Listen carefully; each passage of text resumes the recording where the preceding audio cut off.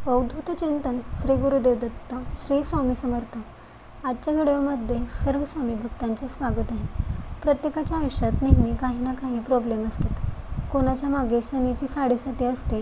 यामुळे आयुष्यात आपल्याला खूप नकारात्मक अनुभव येतात। कोणतीच कामे मार्गी लागत नाहीत। या सर्व संकटातून आपल्याला खूप वाचण्यासाठी आपण हनुमान जयंतीच्या दिवशी कोणते उपाय करावेत हे आपण आज पाहणार आहोत। यामुळे तुमच्यावर असणारी सर्व संकट दूर होतील। हे उपाय हनुमान जयंतीपासून करू शकता।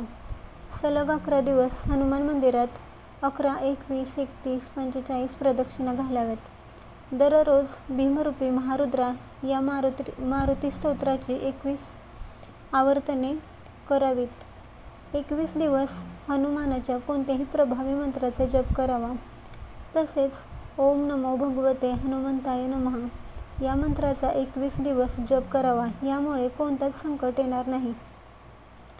तुम्हाला शनीची साडेसाती असेल तर मारुतीचे दररोज दर्शन घ्यावे आणि मारुती स्तोत्र वाचावे। हनुमान चालीसा, सुंदरकांड, बजरंग बाण रोज म्हणावा।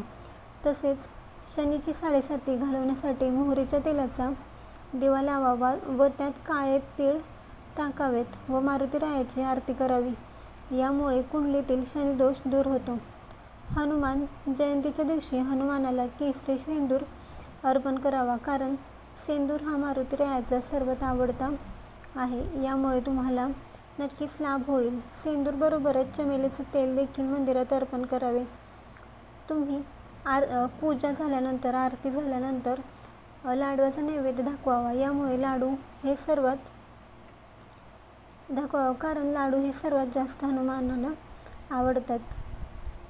तुमच्यावर आर्थिक संकट, पैशांची कमतरता येऊ नये यासाठी मारुतीच्या मंदिरात जाऊन मारुतीला तुळशीची माळ अर्पण करावी। यामुळे माता लक्ष्मी तुमच्यावर नेहमीच प्रसन्न राहतील आणि कोणत्याच गोष्टीची कमी पडणार नाही।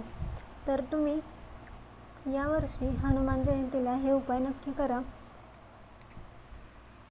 याचा तुम्हाला नक्कीच फायदा होईल। तुम्हाला ही माहिती कशी वाटली कमेंट्स करून नक्की सांगा। व्हिडिओ आवडला असेल तर लाईक करा आणि शेअर करा। नवीन असाल तर आपल्या चॅनलला सबस्क्राईब करा।